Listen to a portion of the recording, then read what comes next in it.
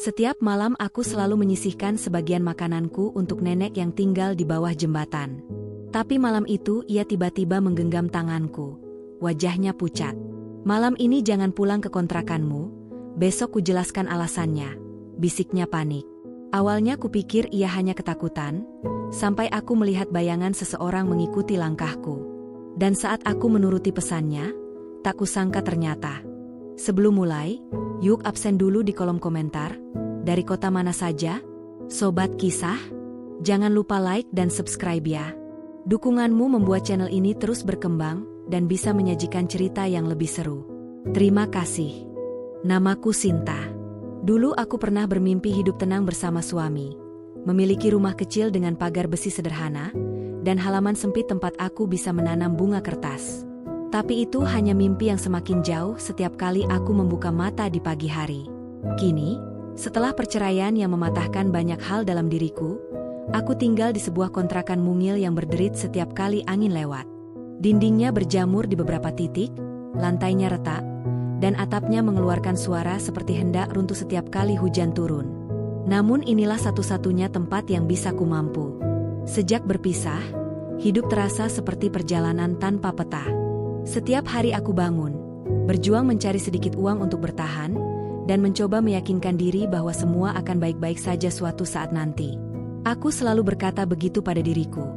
Meski aku sendiri tak tahu kapan, suatu saat itu tiba.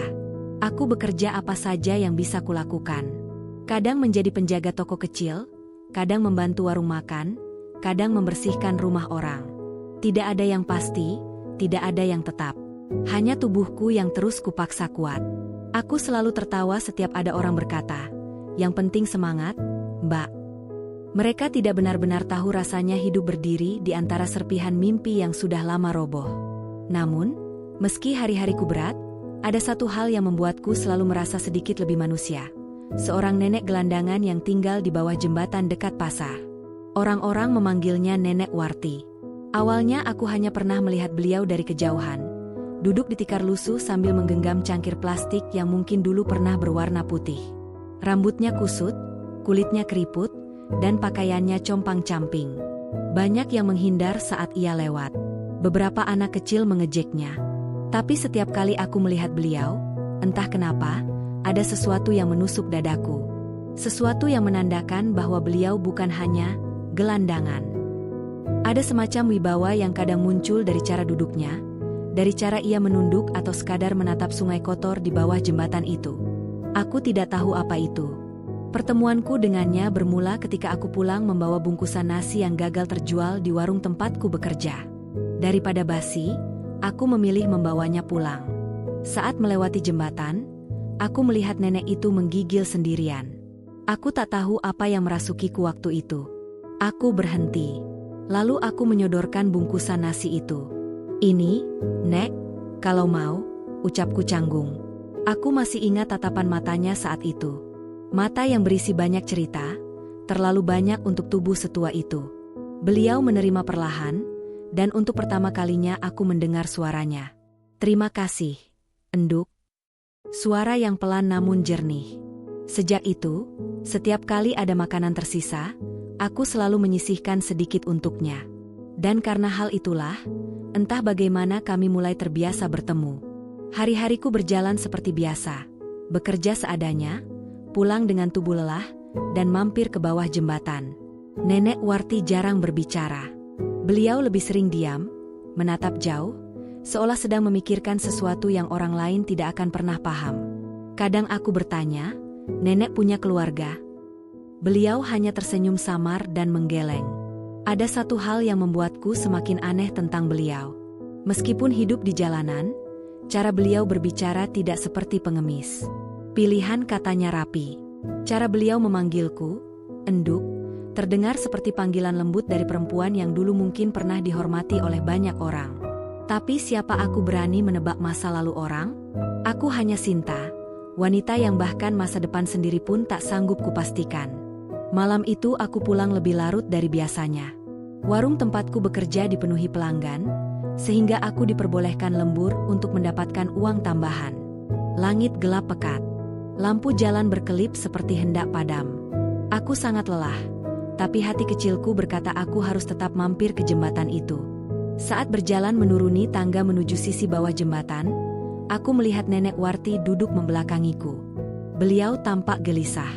Tubuhnya sedikit membungkuk, dan tangannya menggenggam kain lusuhnya erat-erat.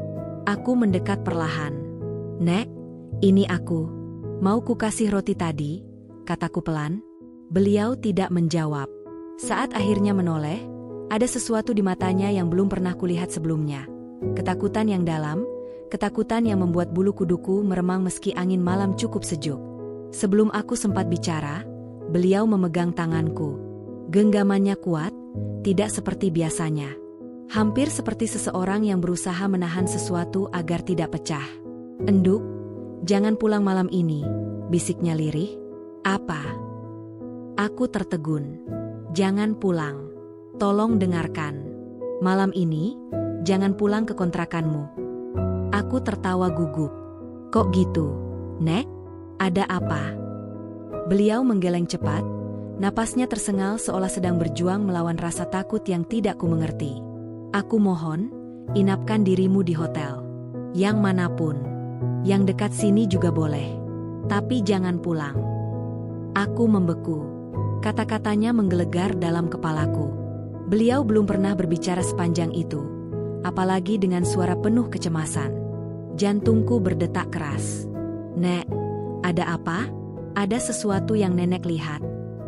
Beliau kembali memegang tanganku lebih erat. "Enduk, untuk malam ini saja. Percayalah, jangan pulang." Aku menelan ludah. Entah apa yang membuatku tiba-tiba takut. Pernahkah kau merasakan firasat buruk yang tiba-tiba menusuk tanpa alasan? Aku merasakannya malam itu. Untuk pertama kalinya sejak mengenalnya, Nenek Warti tampak seperti seseorang yang menyaksikan sesuatu jauh lebih besar dari dirinya. Aku mengangguk. Terserah apa alasannya, aku tidak sanggup mengabaikan tatapannya yang begitu memohon. Aku nurut, Nek," kataku pelan. Beliau menghela napas panjang, seolah beban besar terangkat sedikit dari pundaknya. Sebelum aku pergi, beliau berkata satu kalimat yang membuat tubuhku merinding. "Enduk, maafkan aku. Setelah malam ini, hidupmu tak akan sama lagi." Aku tidak mengerti apa maksudnya. Tapi suara itu seperti pertanda buruk yang dikirim dari masa lalu yang gelap. Aku berjalan meninggalkan jembatan dengan langkah gemetar. Angin malam terasa lebih dingin dari biasanya. Tepian jalan sepi. Tapi aku merasa sedang diperhatikan seseorang, entah dari mana.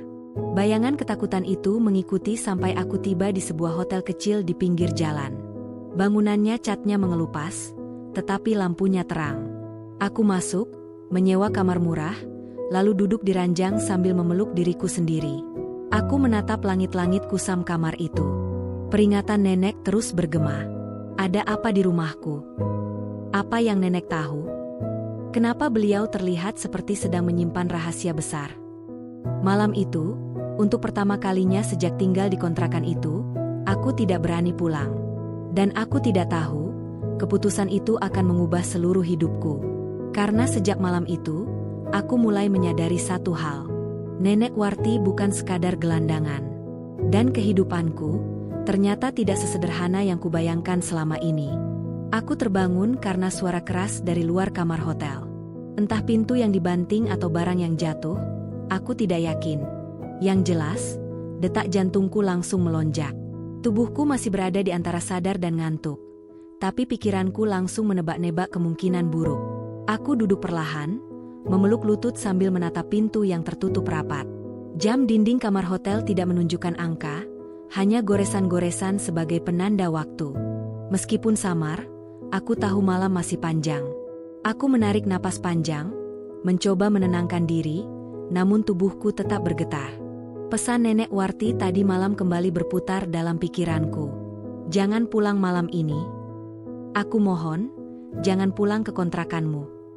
Suara itu, tatapan itu, dan genggaman tangannya masih terasa jelas seperti baru terjadi beberapa detik yang lalu. Aku berusaha memejamkan mata, namun bayangan ketakutan di wajahnya terus muncul. Ada sesuatu yang beliau tahu, sesuatu yang tidak ku ketahui, dan itu membuatku semakin gelisah. Aku Aku bangkit dari kasur dan berjalan pelan menuju jendela kecil. Kacanya dipenuhi noda air hujan yang sepertinya sudah berbulan-bulan tidak dibersihkan. Dari celahnya, aku bisa melihat jalanan. Lampu-lampu yang temaram dari toko-toko yang sudah tutup, serta beberapa motor yang melintas tanpa peduli pada dunia yang sedang kacau dalam pikiranku. Angin bergerak di luar, tapi entah kenapa aku merasa kamar ini justru semakin panas. Mungkin perasaan takutku memanaskan tubuhku sendiri. Aku membuka jendela sedikit agar udara segar masuk, lalu bersandar di tepinya.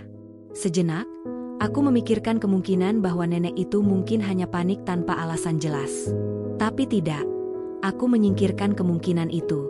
Tidak mungkin ia bertingkah seaneh itu tanpa sebab.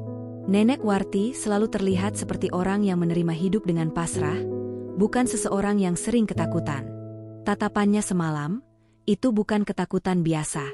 Ada ketakutan yang disembunyikan lama, seperti seseorang yang melihat bayangan masa lalu mengejarnya kembali. Kupandangi jalanan gelap itu cukup lama. Hingga akhirnya rasa lelah mengalahkan rasa takutku, dan aku kembali ke kasur. Kupaksakan diri untuk tidur, meski mataku masih sulit terpejam. Aku tidak tahu jam berapa akhirnya aku terlelap. Yang jelas, aku terbangun lagi ketika matahari mulai menyelinap melalui celah gorden tipis kamar hotel. Tubuhku pegal, seakan tidur di kasur keras ini tidak membantu sama sekali. Tapi ada satu hal yang membuatku langsung teringat kenapa aku berada di sini. Peringatan itu, malam itu, tatapan itu. Aku duduk, merapikan rambut yang kusut dan wajah yang masih terasa lengket karena keringat. Setelah menarik napas panjang, aku turun ke lobi hotel untuk membayar sewa. Penjaga hotel menatapku sekilas, seperti bosan melayani tamu hotel kelas bawah. Tidak masalah, aku sudah terbiasa dipandang sebelah mata. Saat aku keluar dari pintu hotel dan menapaki trotoar, udara pagi terasa dingin, tapi lebih menenangkan dibanding malam sebelumnya. Suara kendaraan mulai ramai. Orang-orang berjalan tergesa-gesa menuju tempat kerja masing-masing. Rasanya dunia berjalan seperti biasa, seolah tidak ada ancaman apapun. Tapi firasatku berkata lain. Langkahku terhenti tepat di ujung jalan menuju jembatan. Aku menatap ke sana dengan ragu. Ada rasa ingin buru-buru menemui Nenek Warti, tapi ada juga rasa takut mendengar jawabannya nanti. Apa yang sebenarnya terjadi? Nek, gumamku pelan. Dengan langkah pelan tapi pasti, aku menuju jembatan. Suara sungai kecil di bawahnya terdengar samar. Semakin dekat, semakin kuat rasa aneh yang menggelayuti dada. Saat tiba di bawah jembatan, aku mendapati tikar lusuh yang biasa digunakan beliau masih ada. Cangkir plastiknya juga masih tergeletak. Tapi neneknya tidak terlihat. Ah, mungkin sedang ambil air, pikirku, meski ada sedikit ketegangan di dadaku. Aku duduk di atas batu besar, menunggu. Udara pagi itu membawa aroma sungai yang agak busuk, tetapi aku sudah terbiasa. Aku menatap arus air, membiarkan pikiranku kosong. Namun ketenangan itu tidak lama. Aku merasakan seseorang mendekat, dan ketika aku menoleh, aku melihat Nenek Warti berjalan pelan ke arahku. Beliau tampak berbeda pagi ini. Matanya bengkak seperti tidak tidur semalaman. Rambutnya lebih kusut dari biasanya, dan langkahnya terlihat sangat berat. Nenek, panggilku pelan. Beliau hanya menatapku sebentar, lalu duduk perlahan di tikarnya. Tidak ada kata keluar dari bibirnya. Hanya diam. Diam yang penuh beban. Aku menelan ludah, lalu memberanikan diri bertanya, "Semalam, kenapa nenek menyuruhku tidak pulang? Ada apa sebenarnya?" Nenek Warti memejamkan mata sejenak, seolah menimbang apakah ia akan bicara atau tetap bungkam seperti biasanya. Setelah beberapa menit, beliau membuka matanya perlahan. "Semalam, aku melihat seseorang," katanya lirih. "Siapa?" Beliau mengalihkan pandangannya ke sungai. "Seseorang dari masa lalu.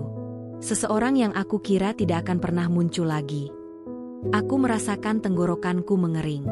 Apa orang itu berbahaya? Diam lagi. Lalu kepala nenek bergerak pelan, tanda ia mengangguk. Aku menggigit bibirku. Tapi kenapa aku tidak boleh pulang? Apa hubungannya dengan kontrakanku? Nenek Warti menunduk lebih dalam, seperti sedang memendam luka yang sulit terucap. "Sesuatu terjadi di sana," jawabnya lirih. "Terjadi apa?" Tanyaku cepat. Beliau tidak langsung menjawab. Bahkan aku merasa ia takut melihat wajahku. Setelah beberapa detik yang terasa sangat panjang, beliau akhirnya berkata dengan suara yang hampir tidak terdengar. Aku tidak ingin kamu ada di sana saat itu terjadi. Suasana mendadak terasa lebih dingin. Sungai di bawah kami mengalir pelan, tapi suara gemericiknya seperti ikut menyampaikan rasa cemas. Aku mendekat sedikit. Nenek, tolong, aku butuh tahu. Namun sebelum Nenek Warti menjelaskan lebih jauh, tiba-tiba terdengar teriakan dari arah atas jembatan. Suara seseorang yang memanggil, atau mungkin berteriak kepada seseorang. Aku dan Nenek sama-sama menoleh. Ada 2 orang laki-laki berdiri di pinggir jalan di atas jembatan. Mereka tampak seperti sedang mencari seseorang. Pandangan mereka menyapu area sekitar, lalu salah satu dari mereka melihat ke arah kami. Seperti refleks, Nenek Warti langsung menarik tanganku dan berbisik cepat. Jangan lihat mereka lama-lama. Jangan biarkan mereka mengenalimu. Aku terkejut. Mereka siapa? Bukan orang baik, jawabnya singkat. Pergi sekarang, Enduk, cepat. Jangan kembali ke sini sebelum aku bilang aman. Aku terdiam, bingung dan ketakutan. Namun tatapan Nenek begitu tegas. Tidak ada celah untuk membantah. Aku hanya bisa berdiri, mundur perlahan, lalu memutar balik dan berjalan menjauhi jembatan. Namun sebelum aku pergi terlalu jauh, aku sempat mendengar Nenek berbisik pada dirinya sendiri. Kenapa mereka sudah tahu tempat ini? Aku menatap ke belakang sebentar. 2 laki-laki itu masih ada di atas jembatan, tampak seperti sedang menunggu seseorang keluar dari persembunyian. Dan saat itu, untuk pertama kalinya aku merasakan sesuatu yang sangat mengganggu. Seolah hidupku telah ikut terseret dalam kisah yang bukan milikku. Sesuatu yang jauh lebih besar, dan jauh lebih gelap dari apapun yang pernah kubayangkan. Aku berjalan menjauh dari jembatan dengan langkah yang tidak stabil. Ada sensasi seperti seluruh udara pagi berubah berat saat 2 pria tadi menatap ke bawah. Meskipun mereka tidak turun menghampiri, tatapan mereka terasa menusuk. Seakan mereka tahu ada seseorang di bawah sana yang sedang menghindar. Dan entah kenapa, instingku mengatakan bahwa mereka bukan sedang mencari Nenek, tapi seseorang yang berhubungan dengannya. Atau denganku. Aku menelan ludah. Pikiran itu membuatku bergidik. Aku melangkah cepat menuju arah hotel. Jalanan mulai ramai oleh pedagang yang menata dagangan. Suara klakson, tawa anak sekolah, dan aroma gorengan mulai mengisi udara. Ironis sekali, dunia terlihat normal, sementara pikiranku terasa seperti sedang berlarian tanpa arah.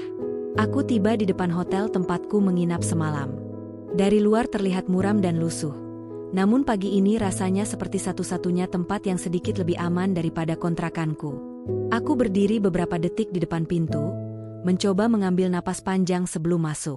Penjaga hotel menatapku sebentar, seolah bertanya kenapa aku kembali. Aku mencoba tersenyum, meski wajahku mungkin lebih mirip orang kebingungan. "Mbak mau tambah sewa?" tanyanya datar. Aku mengangguk pelan. "Iya, 1 malam lagi." Ia mengangguk tanpa banyak bicara, lalu memberikan kunci kamar yang sama. Aku kembali menaiki tangga kecil yang berbau lembab, lalu masuk ke kamar yang kemarin kutiduri. Setelah pintu kututup, aku merosot duduk bersandar pada dinding. Kamar ini sempit dan hampir tak punya fasilitas apa-apa, tapi setidaknya aku merasa sedikit lebih aman di sini. Atau paling tidak, aku mencoba meyakinkan diriku begitu. Aku memejamkan mata sambil meraba dada yang masih berdebar. Suara bisikan Nenek Warti terus menggema dalam pikiranku. Aku melihat seseorang. Seseorang dari masa lalu. Aku tidak ingin kamu ada di sana saat itu terjadi. Apa maksud beliau? Kenapa aku tidak boleh pulang? Apa yang sebenarnya Nenek takutkan? Aku membuka mata dan menatap langit-langit kamar yang warnanya pudar. Jawabannya tidak datang, dan ketidakpastian itu membuatku semakin gelisah. Aku berdiri dan mengambil air minum dari botol plastik yang kubeli semalam. Airnya dingin, sedikit membantu menenangkan pikiran. Aku mencoba menenangkan diri dengan berbaring, namun justru semakin cemas. Aku mengambil ponsel yang baterainya hampir habis. Tidak ada pesan, tidak ada panggilan. Sejak bercerai, aku tidak punya siapapun yang benar-benar peduli tentang keberadaanku. Tidak ada keluarga dekat. Teman pun tinggal beberapa saja, dan itu pun jarang sekali berhubungan. Aku meraih charger, menghubungkan ponsel, lalu membuka berita di internet. Aku tidak tahu kenapa, tapi tiba-tiba aku ingin mencari tahu apakah ada kejadian penting semalam di sekitar kontrakanku. Aku mengetik, berita sekitar pasar dekat jembatan semalam. Hasil pencarian muncul.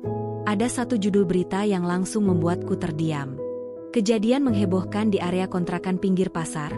Polisi menduga upaya pembobolan dan penyerangan. Aku menahan napas. Dengan tangan gemetar, aku membuka berita itu. Isinya mengatakan bahwa sekitar tengah malam, warga mendengar suara pintu dirusak dari salah satu kontrakan tua. Salah satu tetangga mencoba memeriksa, namun tidak menemukan siapapun. Pintu tampak jebol, tapi pemiliknya tidak berada di tempat. Pemiliknya, aku membaca kalimat itu berulang kali. Aku tidak berada di rumah semalam. Itu artinya, apapun yang terjadi, itu ditujukan ke tempat tinggalku. Kepalaku terasa berputar. Seluruh tubuhku mulai berkeringat dingin. Nenek benar. Ada sesuatu yang terjadi di sana. Sesuatu yang mungkin bisa melukaiku. Aku menutup ponsel dan menatap lantai kamar yang kusam. Pikiranku kacau. Kalau aku pulang semalam, apa yang akan terjadi padaku? Siapa yang mencoba masuk? Apa mereka orang yang sama seperti dua pria di jembatan tadi? Mereka bukan orang baik. Jangan biarkan mereka mengenalimu. Kalimat itu kembali menggema. Aku memejamkan mata lagi. Ketakutan mulai tercampur dengan rasa penasaran. Aku ingin sekali kembali ke kontrakan dan melihat keadaan, tapi aku juga tahu itu keputusan bodoh. Lalu tiba-tiba, pintu kamar diketuk. 2 kali.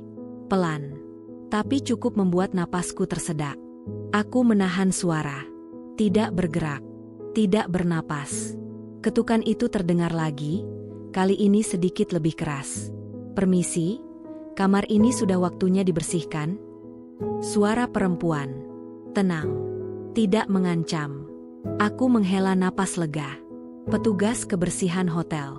Aku menjawab dengan serak, tidak usah, Mbak. Terima kasih. Ketukan berhenti. Langkah-langkah menjauh di lorong. Aku memeluk diriku sendiri. Rasanya tubuhku tidak bisa berhenti gemetar sejak semalam. Siang menjelang. Matahari mulai meninggi. Aku memutuskan keluar sejenak untuk membeli makanan. Di luar, hotel terlihat lebih menyedihkan dari sebelumnya, tapi udara segar sedikit membantu menenangkan kepala. Aku berjalan ke warung kecil di seberang. Membeli sebungkus nasi dan air minum, lalu duduk di kursi plastik yang tersedia. Aku memakan pelan, mencoba fokus meski pikiranku terus melayang. Aku harus bicara lagi dengan nenek, gumamku. Tapi, apakah aman? Pertanyaan itu tak bisa kujawab. Namun semakin lama aku menunggu, semakin besar rasa gelisahku. Setelah selesai makan, aku kembali ke hotel. Sambil melangkah, aku coba menyusun keberanian. Aku harus tahu apa yang sebenarnya terjadi. Tidak mungkin aku dibiarkan dalam ketakutan tanpa alasan yang jelas. Aku kembali ke jembatan sore itu. Langkahku cepat tapi hatiku gemetar. Jalanan mulai sepi karena cuaca mendung, membuat suasana semakin menekan. Ketika aku tiba, tempat itu tampak kosong. Tikar lusuhnya masih ada, tapi neneknya tidak. Cangkirnya tergeletak dalam posisi miring, seakan ia pergi dengan tergesa-gesa. Aku memanggil pelan. Nenek, Warti? Tidak ada jawaban. Aku menunggu beberapa menit. 10 menit. Namun tetap tidak ada tanda-tanda kehadirannya. Sampai akhirnya aku melihat sesuatu. Di dekat tiang jembatan, ada sesuatu yang tergeletak. Kain panjang yang biasa nenek kenakan sebagai selimut. Tersangkut pada paku kecil yang menonjol. Aku mendekat dan memegangnya. Kain itu robek sedikit, seperti ditarik paksa. Kenapa nenek meninggalkan ini? Bisikku. Tanpa suara langkah, tanpa tanda keberadaan lain, hanya robekan kain itu yang tersisa. Hawa dingin merayap naik ke tengkukku. Apakah nenek diculik? Atau apakah beliau kabur? Dari siapa? Aku menelan ludah. Perasaan tidak enak itu semakin kuat. Aku berdiri, memeluk kain tua itu. Hujan rintik-rintik mulai turun. Langit semakin gelap. Di tengah suara hujan yang jatuh ke sungai di bawah jembatan, aku mendengar bisikan angin seakan berkata, "Kamu sudah masuk ke dalam sesuatu yang tidak bisa kamu tinggalkan lagi, Sinta." Dan aku tahu, tidak ada lagi jalan kembali setelah ini. Aku terbangun lebih cepat dari biasanya pagi itu. Matahari bahkan belum naik sepenuhnya, namun dadaku sudah terasa sesak seolah ada beban tak kasat mata yang menggantung di sana. Semalam aku memikirkan kata-kata ayah. Kalau ada apa-apa, langsung bilang ke ayah. Kamu bukan sendirian. Indah sekali rasanya mendengar itu, tapi kenapa justru membuatku semakin takut? Aku duduk di tepi ranjang, menggenggam ujung selimut. Sejujurnya, ada hal yang dari dulu ingin kuceritakan pada ayah. Sesuatu yang membuatku selalu merasa diawasi sejak aku kerja di toko itu, tempat semua masalahku dimulai. Namun entah kenapa, mulutku selalu membatu setiap kali ingin mengungkapkannya. Hari ini aku harus kembali bekerja. Dan jujur, aku tidak ingin pergi. Bukan hanya karena kejadian semalam, dituduh mencuri gas melon oleh orang-orang kampung yang bahkan tidak mau mendengarkan penjelasan, tetapi karena seseorang di tokoku, seseorang yang sejak lama membuatku tidak nyaman. Aku mencoba menepis pikiran itu. Mungkin aku lebay. Mungkin semua hanya kecemasan berlebihan. Aku turun dari ranjang, menuju dapur. Ayah sudah duduk di kursi rotan kesayangannya, ditemani secangkir kopi hitam. Ia menoleh begitu mendengar langkahku. Kamu kelihatan pucat, Thea, katanya, menatapku penuh tanya. Aku tersenyum kecil. Kurang tidur aja, yah. Padahal bukan itu alasannya. Aku tidak tidur nyenyak karena suara itu. Suara sepeda motor yang mondar-mandir malam-malam di depan rumah kami. Suara yang sama seperti beberapa minggu terakhir. Ayah mengusap rambutku. Kalau kamu mau, Sinta istirahat dulu hari ini. Aku menggeleng. Gak apa-apa, yah. Aku kerja aja. Ayah ingin membantah, tapi ia menahan diri. Aku bisa melihat kekhawatiran itu jelas sekali di wajahnya. Mungkin kejadian semalam benar-benar membuatnya gelisah. Sebelum berangkat, ayah sempat berkata, Sinta, kalau ada yang ganggu kamu di tempat kerja, bilang ke ayah, ya? Aku langsung menunduk. Dadaku terasa berdenyut. Iya, yah. Aku tahu ayah sedang menebak sesuatu. Dia tidak bodoh. Ayah mungkin sudah lama merasa ada yang aneh. Tapi aku belum siap memberitahunya. Belum. Saat tiba di depan toko, aku langsung merasakan sesuatu yang menggores perutku. Kecemasan? Atau firasat? Entahlah. Toko itu tampak seperti biasa, dengan rolling door setengah terbuka dan aroma plastik dari rak-rak penyimpanan. Tapi ada hal yang membuatku enggan masuk. Pak Darman, pemilik toko. Lelaki itu berdiri di balik meja kasir, menyeringai kecil ketika melihatku datang. Senyuman yang seharusnya biasa saja, tapi entah kenapa, selalu terlihat berbeda di mataku. Selalu terkesan seperti ada sesuatu di baliknya. Pagi, Sinta, katanya sambil menatapku lama, lebih lama dari seharusnya. Pagi, Pak. Aku melewati meja kasir tanpa menoleh, mencoba mengatur napas. Tanganku sedikit gemetar saat merapikan rak depan. Setiap kali aku membelakangi Pak Darman, aku selalu merasa dia memperhatikanku, seperti mata yang tidak pernah berkedip. Beberapa menit kemudian, langkah kaki berat mendekat. Aku menahan napas. Sinta, katanya pelan. Dengar-dengar kamu dituduh maling gas semalam. Dadaku langsung menghantam tulang rusuk. Aku memutar badan perlahan. Itu cuma salah paham, Pak. Ia menyipitkan mata, seolah menilai apakah aku berbohong. Sudah kubilang sama kamu, Thea, kamu harus lebih hati-hati. Orang miskin sedikit salah langkah saja pasti jadi sasaran. Nada suaranya merayapi kulitku seperti semut. Aku menggigit bibir. Tapi jangan khawatir, lanjutnya, selama kamu kerja sama saya, kamu aman. Aku mengangguk, padahal hatiku menolak. Lalu, ia mendekat sedikit. Terlalu dekat. Sinta. Suara itu merendah, seperti desis. Kamu masih sendiri, kan? Aku langsung kaku. Tenggorokanku mengering. Saya cuma nanya, katanya lagi dengan senyum miring. Aku mundur 1 langkah. Saya lanjut kerja dulu, Pak. Tanpa menunggu jawabannya, aku bergegas ke gudang. Nafasku tersengal, bukan karena lelah, tapi karena rasa tidak nyaman yang sudah menumpuk lama. Hal-hal kecil yang dulu kupikir hanya perasaan berlebihan kini terasa semakin nyata. Dan kejadian hari itu membuat semuanya jauh lebih buruk. Saat istirahat siang, aku duduk di belakang toko sambil memakan bekal. Tiba-tiba suara motor berhenti di depan. Bukan pelanggan. Suaranya terlalu pelan, seperti sengaja diperlambat. Aku mengintip dari celah dinding. Motor hitam itu berhenti persis di depan toko. Helmnya gelap, pengendaranya tidak turun. Hanya diam, menghadap ke arah pintu masuk toko. Aku bergidik. Itu lagi. Motor yang sama yang berkeliaran di depan rumah malam-malam. Siapa dia sebenarnya? Saat aku menatap lebih lama, motor itu menyalakan mesin dan pergi perlahan, seolah tahu aku memperhatikannya. Aku kembali duduk dengan napas tak beraturan. Thea. Suara lembut seseorang mengejutkanku. Ternyata Mira, teman kerjaku. Kamu kenapa? Mukamu pucat banget. Aku menggeleng cepat. Nggak apa-apa, cuma capek. Mira duduk di sampingku, menatapku dengan kekhawatiran yang tulus. Aku nggak tahu apa yang sebenarnya kamu hadapi, Thea, tapi kalau kamu butuh cerita, aku ada. Aku tersenyum kecil. Makasih, Mir. Namun sebelum Mira melanjutkan bicara, suara Pak Darman memanggil dari depan. Sinta. Aku terlonjak. Jantungku memukul keras. Mira membisik, hati-hati. Aku mengangguk dan berjalan menuju depan toko. Sesampainya di sana, Pak Darman menatapku dengan ekspresi yang sulit kubaca.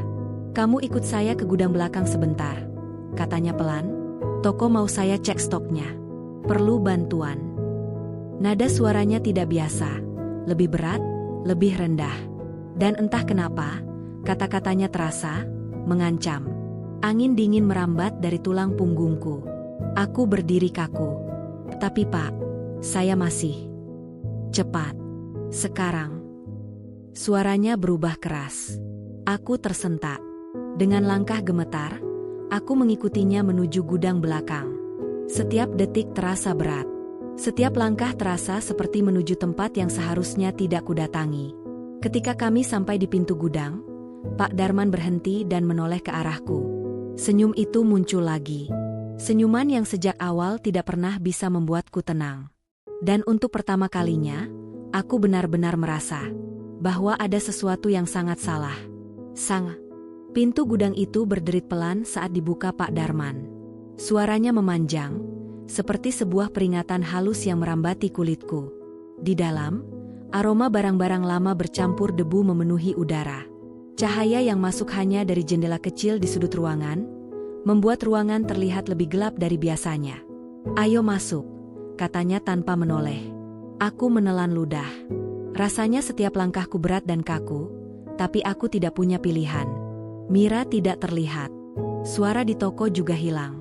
Seakan-akan dunia menyempit hanya menjadi ruangan kecil ini dan sosok di depanku. Saat aku akhirnya masuk, pintu gudang tertutup perlahan di belakangku. Bukan olehku, melainkan oleh Pak Darman. Pepa, ini sebentar aja kan? Pak Darman berbalik, menatapku sambil menghela napas seolah sudah lama menunggu momen ini. Kamu ini terlalu tegang, Thea. Biasa aja. Ia tertawa kecil, tapi tidak ada hangatnya. Tawa itu justru membuatku makin ingin mundur. Bapak butuh cek barang yang datang kemarin. Kamu bantu catat. Aku mengangguk pelan, mencoba menenangkan diri. Iya, Pak. Ia berjalan ke rak paling ujung. Aku mengikutinya dari jarak aman. Gudang itu panjang, dan semakin ke dalam semakin gelap. Ada beberapa bagian yang bahkan tidak terjangkau cahaya sama sekali. Saat aku sedang menyiapkan buku catatan, suara langkah kaki Pak Darman berhenti tepat di sampingku. Terlalu dekat. Kamu kelihatan takut, katanya tiba-tiba, suaranya rendah. Aku tersentak. Enggak, Pak, saya cuma kaget. Ia tersenyum. Sinta, kamu gak usah pura-pura. Saya tahu kamu sejak lama. Aku menegang. Maksudnya? Sejak kamu pertama kali kerja di sini, kamu anak yang rajin, sabar, patuh. Tapi, ia mencondongkan tubuh. Gak ada salahnya kalau kamu lebih dekat sama saya. Aku mundur setengah langkah. Pak, saya cuma mau kerja. Tentu saja. Dan saya hanya mau bantu kamu. Senyumnya berubah dingin. Kamu tahu sendiri keadaan keluarga kamu. Ayahmu sakit-sakitan dulu, bukan? Kalian susah. Saya yang bantu kamu dapat kerja ini. Aku menggigit bibir, menahan gemetar. Saya menghargai kebaikan Bapak. Tapi, jangan bahas itu. Tapi itu kenyataan. Ia memegang lengan bajuku. Refleks, aku menariknya cepat. Pak, jangan sentuh saya. Untuk sesaat, wajah Pak Darman berubah. Kejut, lalu, senang. Seolah ia menikmati rasa takutku. Tenang, Sinta. Bapak cuma bercanda. Itu bukan nada bercanda. Nada itu mengancam. Seperti seseorang yang tahu ia punya kuasa. Aku mundur beberapa langkah. Saya mau balik kerja di depan. Mira nunggu. Tidak. Suara itu tajam, memotong udara. Aku membeku. Belum selesai, katanya sambil mendekat. Kamu harus lebih menghargai orang yang sudah bantu kamu, Thea. Orang seperti kamu harus tahu cara berterima kasih. Aku menahan napas. Jantungku memukul-mukul tulang rusuk. Setiap insting dalam diri berteriak, lari, pergi, sekarang. Lalu dari luar terdengar suara pintu toko dibuka. Ada pelanggan datang. Pak Darman langsung menoleh ke arah suara itu. Detik itu, aku menggunakan kesempatan. Aku berjalan cepat melewatinya. Bukan lari, tapi langkahku tergesa-gesa. Saat aku mencapai pintu gudang, aku sempat merasakan tatapan tajam di belakangku, dingin, tidak suka, seolah ia kecewa karena momen yang ia inginkan terganggu. Saat aku keluar, Mira sedang melayani pelanggan. Ia menoleh cepat, melihatku pucat. Kamu kenapa? Tadi Bapak Darman. Tolong, Mir, bisikku cepat. Gak usah nanya sekarang. Aku mau ke kamar mandi. Aku masuk ke toilet kecil di pojok toko dan mengunci pintunya cepat. Tanganku gemetar. Nafasku tersengal seperti habis berlari jauh. Aku memegangi wastafel, mencoba menenangkan diri. Tapi bayangan tadi terus melintas. Tangan Pak Darman yang hampir menyentuhku. Senyumnya, kata-katanya. Dan aku sadar sesuatu. Ini bukan pertama kalinya ia memperlakukanku seperti itu. Hanya saja dulu ia melakukannya secara halus. Komentar kecil, tatapan aneh, dan aku terus mengabaikannya. Berharap itu cuma perasaanku. Tapi hari ini, berbeda. Hari ini ia tidak lagi menyembunyikan niatnya. Aku tahu aku tidak bisa bertahan di sini lebih lama. Aku tahu aku harus pergi sebelum sesuatu yang buruk terjadi. Namun satu hal membuatku semakin takut. Jika aku keluar sekarang, Pak Darman pasti akan mencari cara untuk menahan. Ia bukan tipe orang yang mau melepaskan miliknya. Aku duduk di lantai kamar mandi, memegang kepala. Air mata mulai turun. Dan saat itulah, aku mendengar suara motor berhenti lagi. Motor hitam itu. Suara knalpotnya sama persis. Nafasku tercekat. Aku berdiri pelan, mengintip dari ventilasi kecil di atas toilet. Motor itu parkir di depan toko. Helmnya masih menutup wajah pengendaranya. Ia tidak masuk, tidak turun. Hanya duduk, menghadap toko, menghadap tempatku bekerja. Seolah sedang menunggu, atau mengawasi. Aku menutup mulut, menahan diri untuk tidak panik. Ada dua laki-laki dalam hidupku yang membuatku takut hari ini. Pak Darman, dan pengendara motor itu. Tapi salah satu dari mereka, salah satu dari keduanya, punya hubungan dengan tragedi yang menimpaku belakangan ini. Aku hanya belum tahu yang mana. Tapi aku akan segera tahu. Karena setelah kejadian hari ini, semuanya baru dimulai. Pekerjaan hari itu berjalan seperti mimpi buruk yang tak berhenti mengulang. Setiap suara pintu toko berbunyi, tubuhku menegang. Setiap langkah berat di lantai, jantungku memukul-mukul seperti hendak meloncat keluar. Aku tak bisa melupakan dua hal. Tangan Pak Darman di gudang, dan motor hitam yang berhenti di depan toko, seolah mengawasiku. Ketika toko mulai sepi dan matahari merambat turun, aku melihat sesuatu yang membuat napasku tercekat. Motor hitam itu masih di sana. Masih diam. Masih menatap ke arahku.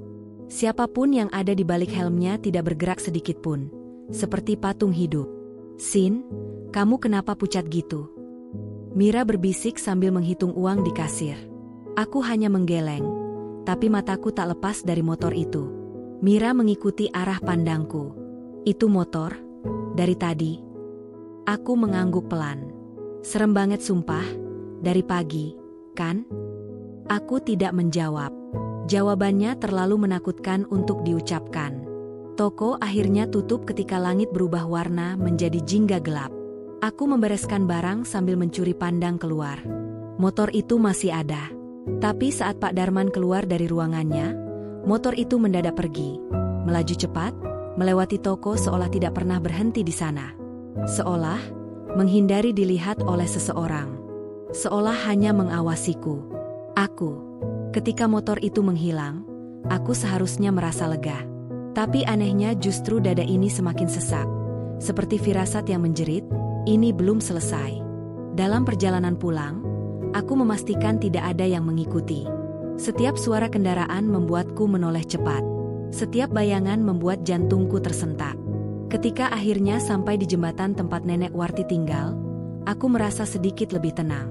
Entah kenapa keberadaan nenek itu selalu membuatku merasa seperti tidak benar-benar sendirian. Nenek Warti sedang duduk di tikar lusuhnya, selimut kumal menutupi setengah tubuhnya. Lampu jalan di dekatnya remang-remang, membuat wajahnya terlihat lebih tua, lebih letih, tapi ada sesuatu di matanya, sesuatu yang aku tidak mengerti. "Malam, Nek?" Suaraku pelan. Nenek menoleh cepat, lebih cepat dari yang pernah kulihat sebelumnya. "Sinta."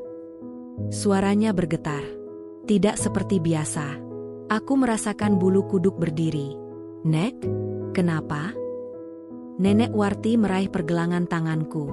Cekalannya kuat, seolah takut aku hilang. "Kamu lihat dia?" bisiknya. Aku terpaku. "Lihat siapa?" Nenek menatapku lekat-lekat, mata tuanya berair seperti menyimpan duka terlalu lama. "Motor itu." Tubuhku langsung kaku. "Dari tadi mengikuti kamu, ya?" "Nek, kok nenek tahu?" Suara keluar dari mulutku seperti bisikan pecah. Nenek melepaskan napas panjang, seperti mengeluarkan sesuatu yang berat dari dadanya. "Sinta, kamu harus dengar baik-baik." Ia memegang wajahku dengan kedua tangan ringkihnya. Sosok yang naik motor itu bukan orang sembarangan. "Siapa? Siapa dia, Nek?" Lama nenek itu diam. Angin malam membawa bunyi-bunyi yang membuat hati meringkuk. Suara serangga, air kali di bawah jembatan, dan getaran kecil kendaraan dari jauh. Akhirnya Nenek Warti bersuara. "Dia bukan cari kamu, Nak." Aku tersentak. Lalu, Nenek menelan ludah. Wajahnya berubah ketakutan, ketakutan yang belum pernah kulihat sebelumnya. "Dia cari aku." Aku mengerutkan kening. "Cari Nenek? Untuk apa?" Nenek menoleh ke kanan dan kiri sebelum mendekatkan wajahnya. "Karena aku bukan orang yang kamu kira." Kalimat itu menghantamku seperti batu. Aku membuka mulut, tapi tidak ada suara yang keluar. Nama yang mereka sebut-sebut itu. Nenek berhenti. Tangan keriputnya mencengkeram kain lusuhnya. Nama Prawira. Darahku mendadak dingin. Nama itu, nama yang disebut orang-orang misterius yang mencari seseorang di dekat kontrakanku. "Nek?" Suaraku hampir tidak terdengar. Apa hubungan nenek sama nama itu?" Nenek menarik napas tajam, seperti menyiapkan diri. Matanya menatap jauh melewati jembatan, menembus masa lalu yang tak sanggup kulihat. Kemudian ia berkata, "Karena itu, nama keluargaku." Aku membeku. Aku, Warti Prawira. Jantungku berhenti sepersekian detik. Nama itu menggema di kepalaku. Prawira. Nama yang begitu berat, begitu penting, begitu jauh dari sosok nenek gelandangan yang duduk di depanku. Nenek. Aku memegang dadaku, mencoba bernapas. Prawira, keluarga itu, keluarga besar yang jatuh karena konflik internal. Ya. Nenek memotong. Suaranya getir. Keluarga itu yang hancur karena pengkhianatan, dan yang tersisa, hanya aku. Aku memejamkan mata, mencoba menyesuaikan logika dengan kenyataan. Jadi, orang-orang yang mencari Prawira itu, mereka cari nenek. Ya. Nek. Aku menelan ludah. Kenapa mereka kejar nenek? Nenek menggigit bibirnya. Tubuhnya bergetar, bukan karena dingin. Karena aku memegang sesuatu yang mereka inginkan. Sesuatu yang sudah membuat keluargaku hancur. Ia memandangku lekat-lekat. Dan sejak kamu sering bantu aku, mereka kira kamu bagian dari hidupku. Aku merasakan dunia runtuh perlahan. Kamu, dalam bahaya, Sinta. Angin malam tiba-tiba terasa lebih menusuk. Apa? Apa yang mereka mau dari nenek? Nenek menarik napas panjang, dalam, seolah mencoba menelan seluruh rasa takut yang menumpuk. Kemudian, dengan suara yang hampir hilang, ia berbisik. Sebuah nama. Sebuah dokumen. Sebuah kebenaran besar. Ia memejamkan mata. Tentang kematian seseorang yang seharusnya tidak mati. Bagian belakang leherku meremang. Nek, maksudnya siapa yang? Tunggu sampai kamu siap, Sinta. Ia memotong cepat. Ada getaran kuat di suara tuanya. Aku akan cerita semuanya. Tapi tidak di sini, tidak malam ini. Aku menahan napas. Tapi dengar satu hal ini. Ia memegang kedua tanganku. Tatapannya menusuk langsung ke jantungku. Mulai malam ini, jangan pernah pulang ke kontrakanmu. Aku ingin bertanya. Aku ingin memaksa. Aku ingin menuntut penjelasan. Tapi sesuatu di mata nenek itu, ketakutan yang terlalu dalam, terlalu nyata, membuatku hanya bisa mengangguk perlahan. Saat aku berdiri dan hendak pergi, nenek memanggilku lagi. Sinta. Aku menoleh. Nenek menatapku dengan mata berkaca. Aku minta maaf. Karena mulai sekarang, hidupmu akan berubah. Angin malam berembus, membawa aroma dingin yang belum pernah kurasakan sebelumnya. Dan entah mengapa, aku tahu nenek itu tidak berlebihan. Ini baru permulaan. Aku tidak pulang ke kontrakan malam itu. Kata-kata nenek Warti terus terngiang di kepala, menempel pada seluruh ruang hati yang sudah penuh ketakutan. Mulai malam ini, jangan pernah pulang ke kontrakanmu. Dan entah kenapa aku menuruti begitu saja. Mungkin karena tatapan nenek Warti malam itu bukan tatapan permintaan. Itu tatapan seseorang yang tahu apa yang sedang mengintai di kegelapan. Tatapan seseorang yang sudah kehilangan terlalu banyak. Aku memilih kembali ke hotel murah tempat aku pernah menginap. Hotel yang catnya mengelupas dan kamarnya bau apek. Tapi malam itu, bau pun tidak menggangguku. Yang terasa hanya dingin menusuk dan kecemasan yang menempel seperti bayangan. Aku duduk di tepi ranjang, menggenggam ponsel yang terus bergetar oleh pesan Mira yang bertanya keberadaanku. Aku hanya menjawab, aku aman. Nanti ku jelaskan. Setelah itu aku mematikan ponsel. Karena rasa aman terasa rapuh, seperti kaca tipis yang bisa pecah kapan saja jika disentuh sedikit saja. Pagi menjelang tanpa aku tidur. Mataku perih, tapi tubuhku terus siaga. Suara motor yang lewat membuatku meloncat kecil. Bayangan pada pintu membuatku menggenggam bantal seperti senjata. Saat matahari naik perlahan, aku memutuskan kembali ke jembatan. Ketika aku tiba, nenek Warti sudah duduk seperti biasa. Tapi wajahnya terlihat lebih tua, lebih lelah dari sebelumnya, seperti seseorang yang memikul beban bertahun-tahun sendirian. Nek, panggilku pelan. Begitu melihatku, nenek menutup matanya, mengembuskan napas lega. Bagus. Kamu nurut. Aku duduk di sampingnya. Angin pagi membawa aroma sungai bercampur debu jalanan. Nek, aku perlu jawaban. Aku nggak bisa terus ketakutan tanpa ngerti apa yang sebenarnya terjadi. Nenek menatap jauh ke arah air yang mengalir di bawah jembatan, seolah sedang berbicara pada masa lalunya, bukan padaku. Aku juga lelah menyimpannya sendirian.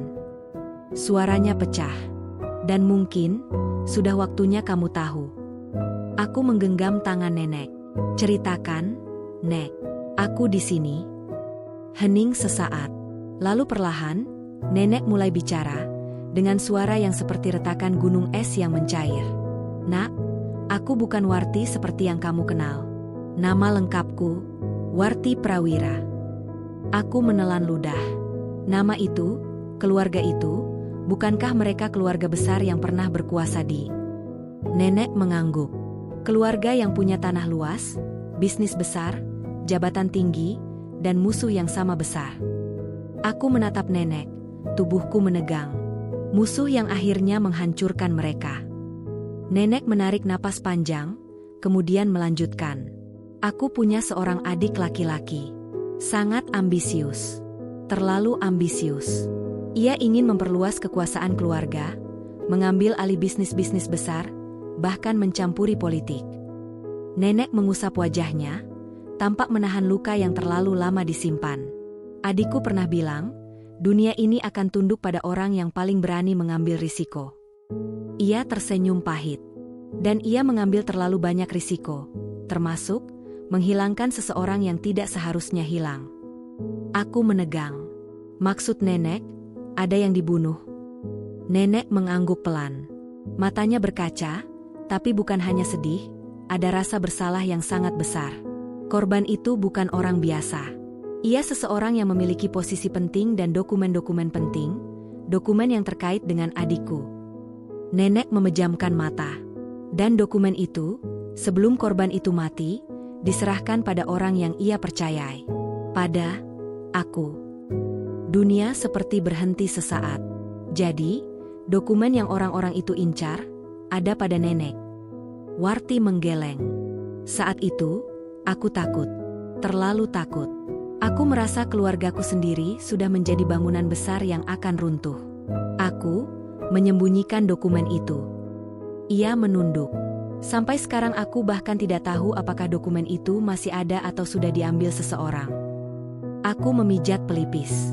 Tidak percaya aku sedang mendengarkan cerita sebesar ini dari nenek gelandangan yang selalu kucari dengan nasi bungkus. Nenek. Tapi kenapa nenek hidup seperti ini? Kenapa tidak meminta perlindungan? Nenek menatapku. Pandangan yang membuatku merinding. Karena orang yang ingin membunuhku adalah keluargaku sendiri. Dadaku terasa sesak. Sakit. Sakit sekali mendengar itu. Termasuk orang-orang yang kamu lihat, pria-pria yang tanya soal nama Prawira itu. Mereka dibayar oleh adikku. Warti memegangi dadanya. Sebelum aku jatuh miskin, sebelum aku kehilangan segalanya, aku pernah hampir mati karena ulah mereka. Mereka ingin membuatku hilang, agar rahasia keluarga itu hilang selamanya. Aku memegang tangan nenek lebih erat. Ia gemetar. Nek, kenapa selama ini diam sendiri? Kenapa tidak bilang dari awal? Kamu anak baik, Sinta, aku takut melibatkanmu. Matanya menatapku lemah. Aku sudah cukup membawa bencana bagi banyak orang. Aku menggeleng keras.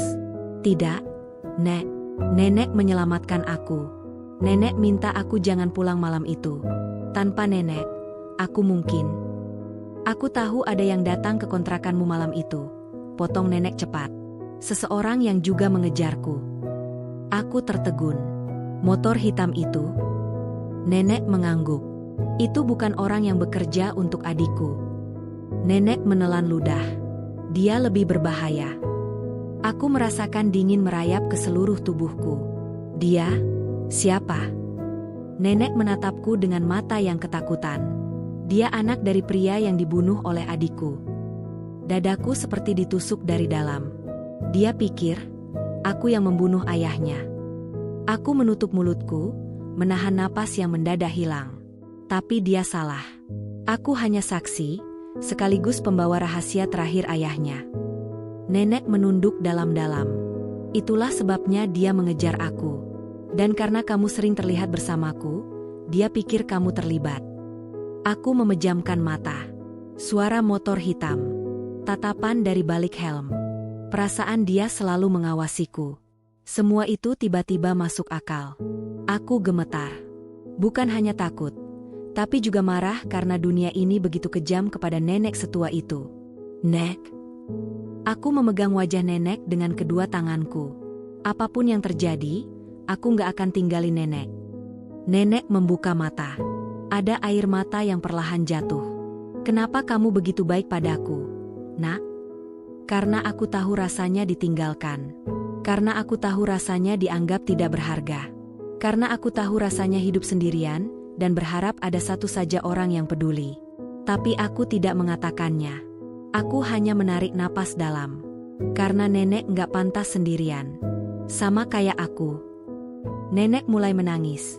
Bukan tangis keras, tapi tangis kecil yang suaranya justru paling menyayat. Lalu, di tengah air mata itu, ia memegang tanganku erat dan berbisik.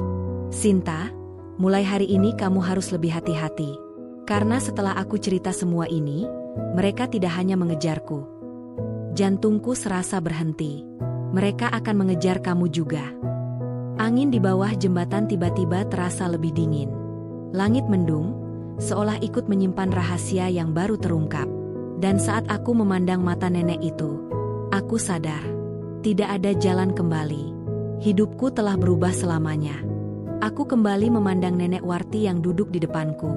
Setelah pengakuannya tadi, bahwa ia adalah Warti Prawira, istri dari bangsawan besar, pikiranku masih berputar-putar. Rasanya seperti ada pintu raksasa yang baru saja dibuka paksa dalam hidupku, memperlihatkan sesuatu yang sama sekali tidak pernah kubayangkan. Tapi ternyata, kejutan itu baru permulaan.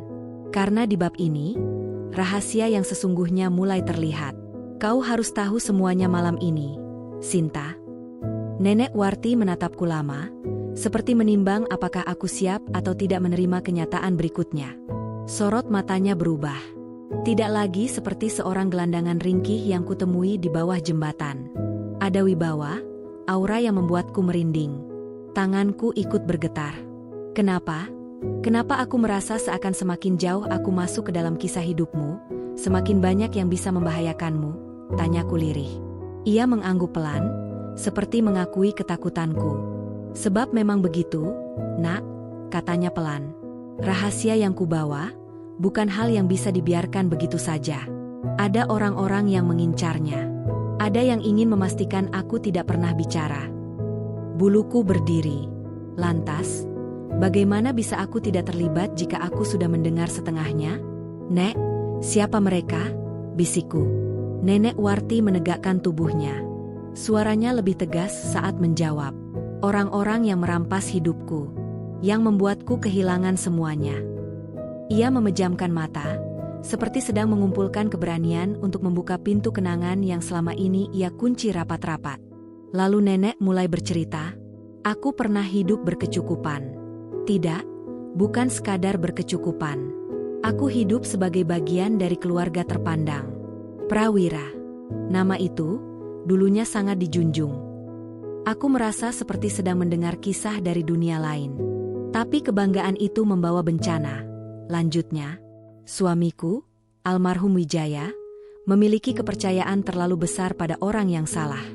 Ia mengizinkan saudara iparnya terlibat dalam bisnis keluarga. Nafas nenek memburu. Dan saat suamiku meninggal, orang itu mengincar seluruh harta kami. Ia memutarbalikkan dokumen, memalsukan tanda tangan, mengubah status hukum. Semuanya, untuk menghapus aku dari sejarah keluarga. Aku menahan napas. Tak mengira kisahnya akan sekelam itu. Tapi yang paling menyakitkan, suaranya merendah, bukan kehilangan harta, Sinta, tetapi kehilangan putraku. Aku langsung menutup mulutku dengan tangan. Apa yang terjadi pada anak nenek?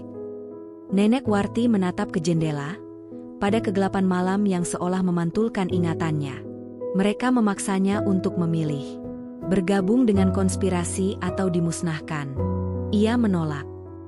Nenek menahan sesak yang terdengar jelas. Dan sejak saat itu, aku tidak pernah bertemu lagi dengannya. Jantungku terasa seperti diremas. Kupikir kisah nenek hanya tentang kemiskinan dan takdir yang kejam. Ternyata jauh lebih besar. Lebih gelap. Lebih menakutkan. Aku meraih tangannya. Nek, jadi selama ini nenek menyamar sebagai gelandangan untuk melindungi diri. Ia mengangguk. Hanya dengan cara itu aku bisa tetap hidup. Orang yang mengincarku, mengira aku sudah mati bertahun-tahun lalu. Mereka tidak pernah curiga bahwa seorang nenek kumal yang tidur di bawah jembatan adalah Warti Prawira. Aku mengusap wajahku sendiri. Aku masih susah mempercayai bahwa nenek yang selama ini kuberi nasi bungkus, membawa sejarah besar seperti ini. Tapi di tengah keheningan itu, nenek tiba-tiba menggenggam tanganku erat. "Sinta," katanya serius, "aku memperingatkanmu hari ini bukan hanya karena bahaya yang mengincarku, tetapi karena aku melihat sesuatu di wajah orang yang mendatangi kontrakanmu." Aku membeku. Orang yang mendatangi kontrakanku. Nenek mengangguk. "Waktu aku berjalan melewati gang tadi siang, aku melihat dua pria berdiri di depan rumahmu. Mereka tidak terlihat seperti warga sekitar. Mereka memotret pintu rumahmu. Salah satunya tampak seperti sedang bertanya pada tetangga-tetangga tentangmu." Kepalaku langsung berputar. Pria asing memotret kontrakanku, bertanya tentang aku. Dedan, menurut nenek mereka siapa? Suaraku pecah. Orang-orang itu bukan orang biasa, Sinta. Caranya mereka mengamati, membuatku yakin mereka sedang mencari aku. Aku menelan ludah. Dan, karena kau sering bersamaku, mereka pasti mengira kau adalah bagian dari rahasiaku. Detik itu, seluruh tubuhku terasa dingin seperti es. Aku tidak pernah membayangkan hidupku yang biasa-biasa saja bisa terseret ke dalam intrik seperti ini. Jadi, maksud nenek tadi, aku tidak boleh pulang bukan hanya karena nenek ingin bercerita. Tepat. Nenek menatapku dalam. Karena aku takut yang mereka cari bukan hanya aku, tapi juga kau. Aku memegangi dadaku yang berdebar tak karuan. Semua kejadian hari ini yang tadinya terlihat seperti kebetulan, kini menampakkan satu pola besar. Ternyata peringatan nenek bukan mimpi buruk belaka. Ada ancaman nyata yang sedang mendekat. Apa yang harus kulakukan sekarang, Nek? Untuk sementara, tetaplah di sini. Jangan kembali ke kontrakanmu sampai kita memikirkan langkah selanjutnya. Aku mengangguk lemah. Tubuhku rasanya melayang. Seolah hidupku bukan lagi milikku sendiri. Sinta. Nenek memegang pipiku dengan lembut. Kaulah alasan aku masih ingin bertahan. Kau sudah membantuku tanpa pamrih. Sekarang, izinkan aku melindungimu. Air mataku menetes begitu saja. Bagaimana mungkin perempuan ini, yang dihancurkan hidupnya, masih memikirkan aku? Aku tidak ingin membuatmu bahaya, Nek. Suara tangisku pecah. Tapi kau sudah terlanjur masuk dalam cerita ini, Nak. Ia menghela napas panjang. Kita tidak bisa mundur. Di luar, angin malam mulai bertiup kencang. Jendela kamar hotel bergetar, seperti meramalkan badai yang sebentar lagi menerjang. Dan aku tahu, ini adalah bab di mana hidupku berubah selamanya. Aku tidak bisa tidur. Meski kasur hotel ini jauh lebih empuk daripada dipan kayu tipis di kontrakanku, tubuhku terasa tegang seperti tali yang ditarik terlalu keras. Setiap kali mataku terpejam, bayangan dua pria asing yang memotret pintu kontrakanku selalu muncul. Mata mereka seperti menembus waktu, menatap langsung ke arahku melalui ingatan. Aku memeluk bantal hotel untuk menenangkan diri. Namun justru makin terasa jelas. Malam ini bukan malam biasa, dan aku tidak lagi hidup dalam dunia yang sama seperti kemarin. Nenek Warti duduk di sofa dekat jendela. Lampu kamar sengaja ia redupkan, menyisakan hanya cahaya kuning yang hangat dari lampu meja. Tapi wajah nenek terlihat muram. Seperti ada beban yang ia simpan, jauh lebih besar dari yang sudah ia ceritakan. Aku menarik napas panjang. Nenek, apakah mereka akan menemukan kita? Nenek menoleh perlahan. Mungkin tidak malam ini, tapi cepat atau lambat, mereka akan tahu aku masih hidup. Kalau begitu kita harus melapor ke polisi, kataku ragu. Kita tidak bisa terus bersembunyi, Nek. Tatapan nenek melembut, tetapi juga mengandung kepahitan. Andai saja semudah itu, Nak, orang-orang yang melakukan semua ini, terhubung dengan kekuasaan. Jika kita melapor tanpa bukti kuat, justru kita bisa dituduh memfitnah. Kata, kekuasaan, itu membuat tengkukku merinding. Bukan karena aku paham politik, aku sama sekali tidak paham. Tapi ketika seseorang mengatakan, terhubung dengan kekuasaan, Itu berarti kita berhadapan dengan musuh yang tak terlihat. Musuh yang bisa muncul kapan saja. Suasana kamar hotel mendadak sunyi. Terlalu sunyi. Hingga sebuah suara bergetar pelan dari meja kecil. Panggilan telepon masuk. Aku menoleh cepat. Layarnya menyala dengan nomor tak dikenal. "Jangan diangkat," kata Nenek Warti langsung. Aku menelan ludah sambil mendekat. Suara telepon itu seperti memanggil-manggil dengan ketegangan yang membuat bulu kuduku berdiri. Tapi sebelum aku menjauh, telepon itu tiba-tiba berhenti berdering. Hening. Setelah beberapa detik, nomor itu menghubungi lagi. Kali ini, lebih lama. Lebih memaksa. Nenek Warti berdiri perlahan, menghampiri meja, lalu menekan tombol silent tanpa menjawab. "Nomor itu, Nenek kenal?" tanyaku gugup. Ia tidak langsung menjawab.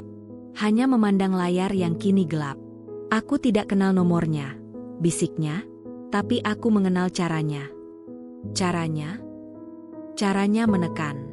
Caranya meneror. Sebuah hawa dingin menjalar dari tulang belakangku. Lalu Nenek mengambil keputusan. "Sinta, kita tidak bisa menetap di sini." Aku menganga. "Tapi ini hotel. Bagaimana bisa mereka tahu kita di sini?" "Orang-orang itu selalu mencari dari jejak kecil. Jika mereka bertanya pada warga gang tentangmu, mereka bisa saja melacak kemana langkahmu pergi setelah meninggalkan kontrakan." Aku memegang kepalaku. "Lalu, kita mau pergi kemana, Nek?" Nenek mengambil tas lusuh berisi barang-barangnya. Tempat yang tidak pernah mereka duga. Tempat saya pernah tinggal bertahun-tahun sebelum melarikan diri. Aku menatapnya penuh tanya. "Ke rumah seorang teman lamaku," lanjutnya. "Seseorang yang dulu pernah menjadi tangan kanan keluarga Prawira." Aku mengejap.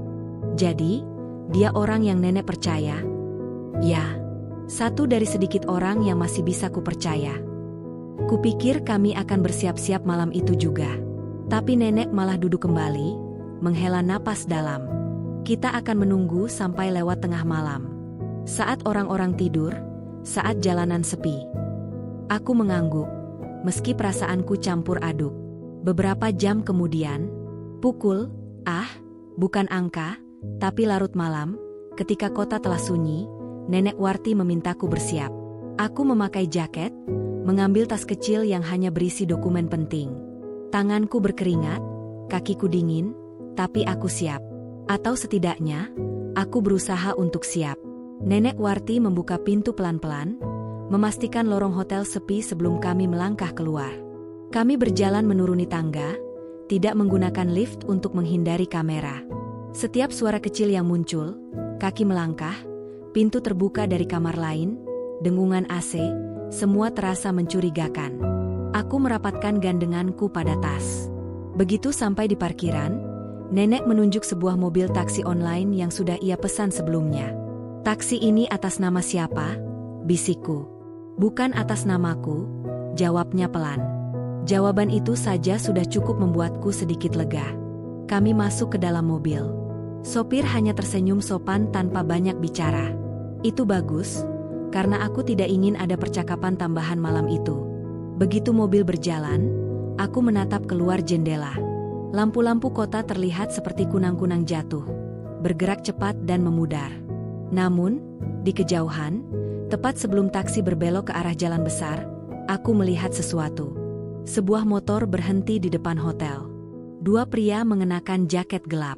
Salah satunya melihat ke arah pintu hotel. Dan aku yakin, itu wajah yang sama dengan yang dilihat Nenek tadi siang. Jantungku hampir berhenti. "Nek," bisikku panik sambil menahan napas. Nenek Warti menoleh, melihat keluar jendela, dan wajahnya langsung menegang. "Mereka sudah bergerak lebih cepat dari perkiraanku," katanya nyaris tak bersuara. Aku memegang dadaku. Arah motor itu menuju area parkir. Jika kami terlambat sedetik saja, mungkin mereka akan melihat kami masuk ke mobil ini. Aku merasakan tubuhku bergetar hebat. Mobil terus melaju. Tapi ancaman itu kini menempel di bayangan kami. "Kemana kita benar-benar pergi, Nek?" tanyaku akhirnya. "Ke sebuah desa tua," jawab Nenek. "Tempat temanku tinggal. Namanya Suroto.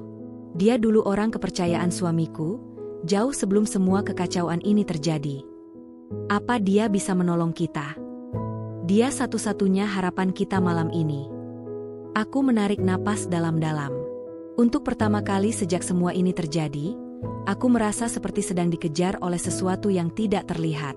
Sesuatu yang bisa muncul di tikungan manapun. Tapi Sinta. Suara nenek terdengar lebih serius daripada sebelumnya. Sesampainya di sana, kau akan mengetahui sesuatu yang jauh lebih besar. Tentang alasan sebenarnya kenapa aku dijatuhkan. Tentang kebenaran yang lebih kelam dari sekadar perebutan harta. Aku menatapnya takut-takut. Apa itu, Nek? Ia menatap lurus ke depan. Ke gelapnya malam. Rahasia yang membuat keluargaku dihancurkan bukan karena keserakahan. Ia berhenti. Melainkan karena apa yang suamiku temukan sebelum kematiannya. Tulang punggungku serasa membeku. Apapun itu, aku tahu, bab selanjutnya akan membuka bagian terdalam dari misteri ini. Dan aku belum siap. Tapi takdir tidak menanyakan kesiapan seseorang. Ia hanya menyeret mereka masuk.